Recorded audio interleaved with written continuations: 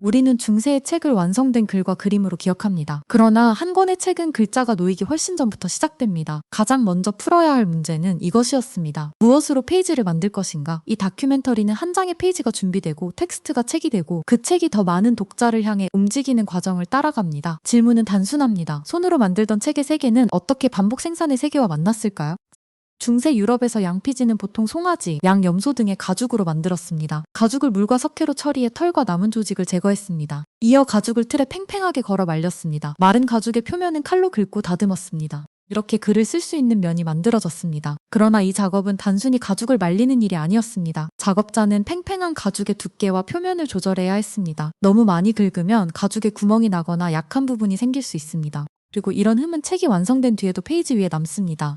오늘날 남아있는 필사본에는 제작 과정의 흔적이 남아 있습니다. 가죽의 털 쪽과 살 쪽은 색이 다를 수 있습니다. 표면에는 긁힌 자국이 보이기도 합니다. 구멍난 자리를 봉합한 흔적도 있습니다. 이런 자국은 이름조차 남지 않은 양피지 제작자의 노동을 책 자체의 물질적 모습으로 보여줍니다. 다만 양피지를 만드는 방법과 도구가 모든 시대, 모든 지역에서 같았던 것은 아닙니다. 특히 매우 얇고 고운 송아지 가죽을 가리키는 벨럼, 즉 멜룸이라는 말도 주의해서 써야 합니다. 이 말이 가리키는 범위는 시대와 지역에 따라 달라질 수 있고 현대악기의 사용 관행에 따라서도 달라질 수 있습니다. 양피지는 종이보다 오래 견디는 경우가 많았습니다. 그러나 값싼 재료는 아니었습니다. 동물이 필요했고 물과 석회가 필요했으며 긴 노동시간도 들었습니다. 한 장의 페이지에는 재료의 비용과 노동의 비용이 함께 들어 있었습니다. 그래서 이미 글을 쓴 양피지를 다시 쓰는 일도 생겼습니다. 먼저 쓴 글을 긁어내거나 씻어내고 그 위에 새 텍스트를 썼습니다. 이렇게 지운 뒤 다시 쓴 양피지를 팔림프세스트라고 합니다. 이 과정에서 먼저 쓰였던 텍스트는 손상될 수 있었습니다. 그러나 오늘날에는 다중분광 촬영으로 지워진 글 가운데 일부를 다시 읽어내기도 합니다. 값비싼 재료가 준비되자 제작자는 이 재료를 낭비하지 않고 한 권의 책으로 조직해야 했습니다. 글을 쓰기 전부터 페이지에는 순서와 구조가 필요했습니다.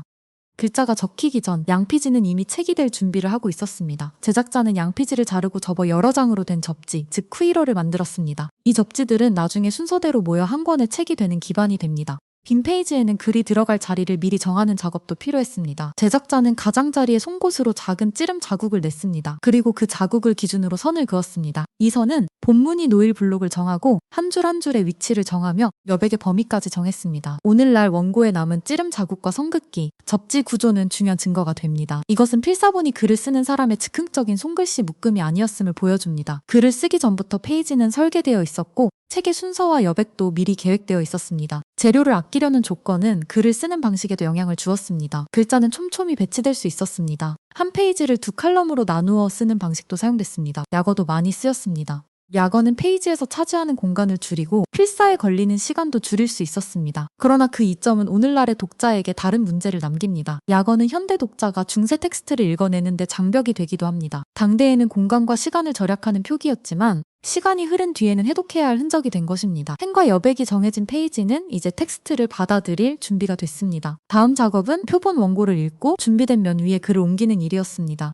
필경사는 표본 원고를 읽고 잉크와 기펜 또는 갈대펜으로 준비된 페이지에 글을 옮겼습니다. 한 사람이 한 권 전체를 필사하기도 했습니다. 그러나 여러 사람이 나누어 맡는 경우도 있었습니다. 한 권의 필사본은 겉으로는 하나의 책처럼 보이지만 그 안에는 여러 사람의 작업이 이어질 수 있었습니다. 필사가 정확한 복제를 보장한 것은 아닙니다. 글을 옮기는 과정에서 문장이 빠질 수 있고 같은 부분이 중복될 수도 있습니다. 철자 변화도 생길 수 있습니다. 원래 본문 바깥에 있던 주석이 본문 안으로 들어가는 일도 있었습니다. 그 결과 같은 텍스트를 베낀 사본들 사이에도 차이가 생겼습니다. 교정자는 이런 차이를 줄이기 위해 텍스트를 대조하고 수정했습니다. 원고에 남은 수정 흔적은 정확성을 관리하려 했던 노력을 보여줍니다. 그렇다고 모든 차이가 사라진 것은 아닙니다. 사본마다 생긴 차이는 텍스트를 불안정하게 만들었습니다. 그러나 바로 그 차이가 오늘날 문헌학자에게는 단서가 됩니다. 문헌학자는 여러 사본에서 반복되는 공통 오류와 서로 다른 부분을 비교합니다. 이를 통해 사본들이 어떤 계통으로 이어졌는지, 더 이른 형태의 텍스트가 어떠했을지를 추정합니다. 본문을 옮긴 뒤에도 책은 계속 만들어졌습니다. 루브리케이터는 붉은색으로 제목과 지시문을 넣을 수 있었습니다. 장식가나 화가는 이니셜과 세미라를 더할 수 있었습니다. 어떤 원고에는 장식 이니셜이 들어갈 자리가 비어있기도 합니다. 본문과 다른 손글씨로 쓴 붉은 표제가 보이기도 합니다. 본문과 다른 화풍의 그림이 들어가기도 합니다. 이런 차이는 분업의 흔적일 수 있습니다. 그러나 이것만으로 반드시 별도의 작업자가 있었다고 확정할 수는 없습니다. 남아있는 흔적이 알려주는 것과 그 흔적만으로는 알 수 없는 것을 구분해야 합니다. 장식에는 값비싼 재료도 들어갔습니다. 금박은 접착층 위에 붙여 광택을 내는 공정을 거쳤습니다. 청금석에서 얻는 울트라마린 같은 안료는 특히 비싼 재료가 될 수 있었습니다. 다만 실제로 어떤 안료가 쓰였는지 그 재료의 가격이 어느 정도였는지는 작품과 지역, 시기에 따라 달랐습니다. 글과 장식이 더해진 접지는 순서대로 모였습니다. 그리고 실로 꿰맸습니다. 이어끈 가죽, 나무판과 연결해 재본셌습니다. 이 과정을 거쳐 흩어진 페이지는 넘길 수 있는 책이 됐습니다. 일부 책의 마지막에는 콜로폰이 남아 있습니다. 콜로폰에는 필경사의 이름이나 작업 날짜, 주문자의 이름이 적히기도 합니다. 완성을 기뻐하는 말이나 작업의 피로를 기록한 경우도 있습니다. 그러나 콜로폰이 없는 책이 훨씬 많습니다. 따라서 남아있는 몇몇 목소리를 중세 필경사 전체의 경험으로 일반화할 수는 없습니다. 책은 완성된 뒤에도 그대로 머물지 않았습니다. 소유자는 여백의 주석을 남겼습니다. 대출 기록이 적히기도 했습니다. 봉헌 문구가 더해지기도 했습니다. 시간이 흐르면 책은 다시 재본될 수도 있었습니다. 한 권의 책은 제작이 끝난 뒤에도 사용되는 동안 계속 변할 수 있었습니다. 이렇게 만들어진 책은 오랫동안 특정 공동체의 보존과 교육을 떠받쳤습니다. 그러나 책을 요구하는 장소와 방식은 점차 넓어졌습니다. 중세 초기와 중기의 수도원과 성당 학교가 벌인 보존과 필사 활동은 많은 라틴어 텍스트를 전하는 데 중요했습니다. 이 환경에서 책은 예배와 연결돼 있었습니다. 공동 낭독에도 쓰였습니다. 성서를 연구하고 공동체의 규율을 교육하는 일과도 긴밀히 연결됐습니다. 수도원은 중요한 필사 장소였습니다. 그러나 모든 책이 수도원에서 만들어진 것은 아닙니다. 모든 수도원에 전용 필사실, 즉 스크립토리움이 있었다고 볼 수도 없습니다. 필사는 공용 공간에서 이루어졌을 수 있습니다. 개인 방에서 이루어졌을 수도 있습니다. 교회 부속 공간에서 이루어졌을 가능성도 있습니다. 수도원 서고에서는 책을 열람대에 사슬로 고정한 사례도 남아 있습니다. 이는 책이 귀중한 공동자산이었음을 보여줍니다. 누구나 자유롭게 들고 나갈 수 있는 물건이 아니라 공동체 안에서 보존하고 관리해야 하는 물건이었던 것입니다. 다만 모든 도서관이 같은 방식으로 운영된 것은 아닙니다. 여성 수도원도 책 문화와 무관하지 않았습니다. 1098년에 태어나 1179년에 세상을 떠난 힐데가르트 폰 빙엔처럼 저작을 남긴 여성 종교 지도자의 사례는 여성 수도원이 단지 독자가 있는 곳만은 아니었음을 보여줍니다. 여성 수도원은 제작과 복사, 후원과 보존의 공간이 될 수 있었습니다. 하지만 여기에도 경계는 있습니다. 힐데가르트의 특정 필사본에서 실제로 누가 필사를 맡았는지, 누가 그림을 그렸는지는 증거의 수준에 따라 구분해야 합니다. 여성 수도원의 역할을 말할 수 있다고 해서 각각의 남은 책에 참여한 사람을 모두 특정할 수 있는 것은 아닙니다. 12세기와 13세기 이후 도시와 교육기관이 성장하면서 책을 둘러싼 환경도 넓어졌습니다. 파리, 볼로냐, 옥스퍼드 같은 대학 도시에서는 서점상과 전문 필경사, 장식가, 재본가가 참여하는 상업적 생산이 커졌습니다. 다만 그 비중은 지역과 시기에 따라 크게 달랐습니다. 법학, 신학, 의학, 철학의 텍스트는 학생과 교사가 반복해서 참조해야 하는 학습 인프라가 됐습니다. 한 번 읽고 끝나는 책이 아니라 교육과 토론, 연구 속에서 계속 필요해지는 텍스트였습니다. 이런 수요는 더 빠른 복제와 더 체계적인 관리의 필요를 만들었습니다. 같은 텍스트를 더 많은 사람에게 공급해야 한다는 압력은 커졌습니다. 그렇다고 필사를 곧바로 포기할 수는 없었습니다. 도시의 책 생산은 먼저 필사라는 방식 안에서 병목을 줄일 방법을 찾기 시작합니다.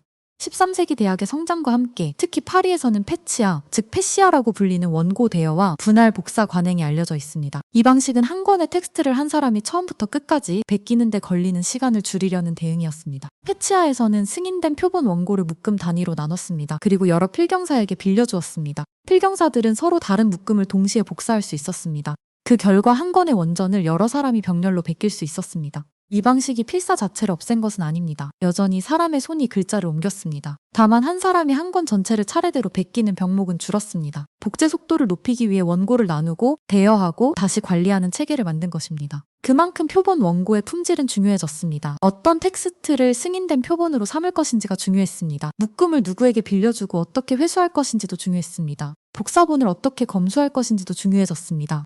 속도를 높이는 일은 관리의 필요도 함께 키웠습니다. 그러나 패치아를 중세 유럽 전체의 보편적인 출판 제도로 볼 수는 없습니다. 운영 규칙과 적용 범위는 기록이 남은 대학과 시기에 따라 달랐습니다. 알려진 사례가 있다고 해서 모든 지역에서 같은 방식이 작동했다고 말할 수는 없습니다. 재료의 선택도 달라지고 있었습니다. 12세기와 13세기부터 유럽에서는 헌아마와 삼 같은 섬유질 누더기를 물에 풀어 만든 펄프 종이의 사용이 확대됐습니다. 종이는 양피지보다 대량 생산에 유리했습니다. 그러나 종이가 양피지를 즉시 밀어낸 것은 아닙니다. 종이와 양피지는 오랫동안 함께 쓰였습니다. 무엇을 기록하는지, 어떤 품질이 필요한지, 지역에 어떤 재료가 공급되는지, 또 어떤 관습이 유지되는지에 따라 선택은 달라졌습니다. 병렬 필사는 복제 속도를 높였습니다. 그러나 손으로 글자를 옮기는 방식의 한계는 남아 있었습니다. 15세기 마인츠에서는 이 한계를 다른 방식으로 넘으려는 생산 체계가 결합됩니다.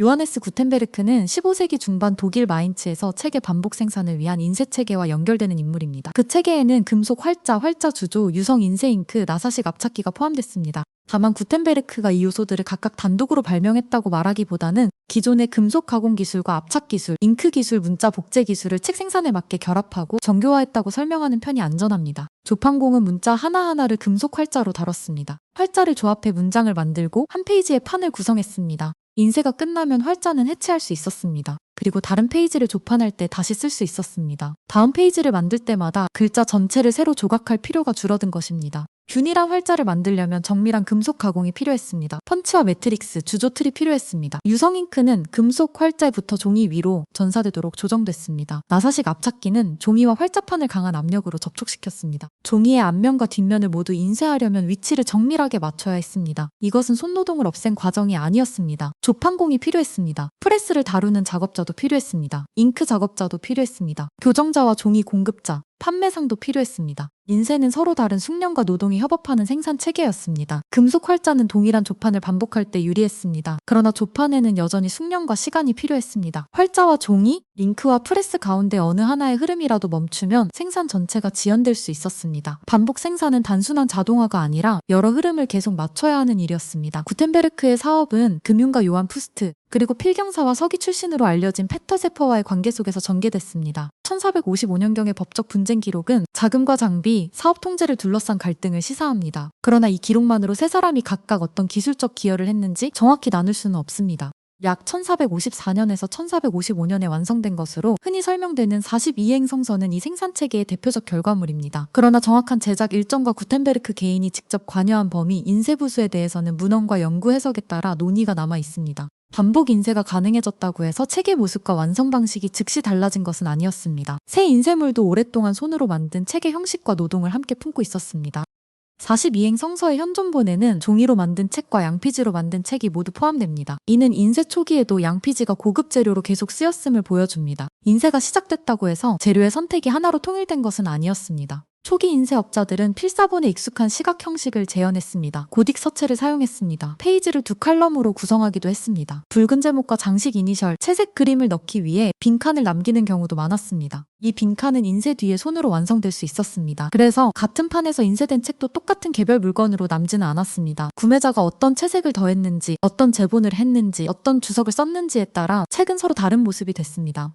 반복 가능한 본문 위에 각 소유자의 손이 다시 개입했습니다. 1457년의 마인츠 시편집은 푸스트와 세퍼의 이름이 인쇄된 초기 인쇄물로 알려져 있습니다. 이 책은 다색 인쇄와 대형 장식 이니셜에서 기술적 야심을 보여줍니다. 그러나 이것이 수작업 장식과 인쇄 사기의 경계를 완전히 없앴다는 증거는 아닙니다. 인쇄가 오류를 사라지게 한 것도 아닙니다. 인쇄본에도 조판 실수와 교정 누락은 남았습니다. 다만 한 번 조판된 오류는 많은 부수에 반복될 수 있었습니다. 인쇄의 변화는 오류가 없어졌다는 데 있지 않았습니다. 오류가 퍼지는 방식과 오류를 수정하는 비용이 달라졌다는 데 있었습니다. 필경사와 장식가의 일부 기술은 인쇄소와 함께 계속 쓰이거나 다른 분야로 옮겨갔습니다. 교정, 서체 설계, 채색, 문서 작성, 고급 주문 제작이 그 사례입니다. 따라서 인쇄가 필경사를 하루아침에 실직시켰다고 단정할 수는 없습니다. 직업 변화의 규모와 속도는 지역별 기록을 확인해야 합니다. 15세기 후반, 인쇄소는 유럽의 여러 도시로 빠르게 확산했습니다. 1500년 이전 유럽에서 인쇄된 책은 흔히 인큐너뷸라, 즉 요람기 인쇄본이라고 부릅니다. 다만 인쇄본 수와 판본 수의 추정은 서지 데이터베이스가 갱신되는 방식, 그리고 어떤 책이 살아남았는가라는 생존본의 편향에 따라 달라질 수 있습니다.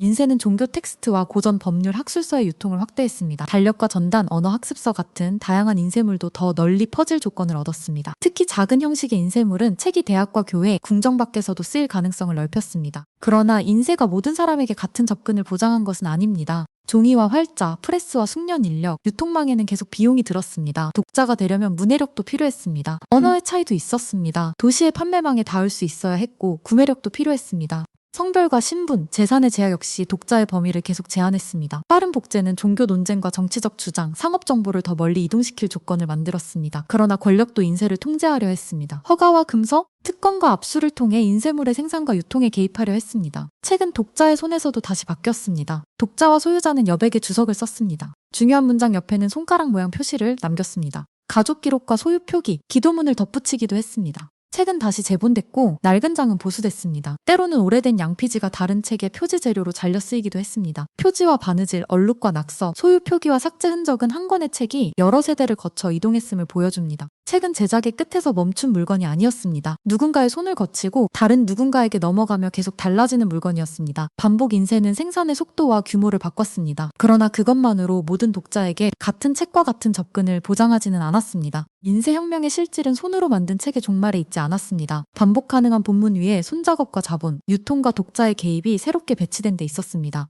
중세의 책은 한 번의 발명으로 탄생하거나 사라진 물건이 아니었습니다. 재료의 제약은 페이지의 설계를 바꾸었습니다. 늘어난 수요는 필사의 조직 방식을 바꾸었습니다. 인쇄는 반복 복제에 유리한 새로운 조건을 만들었습니다. 그래서 양피지의 구멍, 필경사의 수정, 활자의 흔적, 독자의 여백 메모는 모두 같은 질문으로 이어집니다. 책은 누가 만들었고, 누가 고쳤으며, 누가 다음 사람에게 넘겼는가?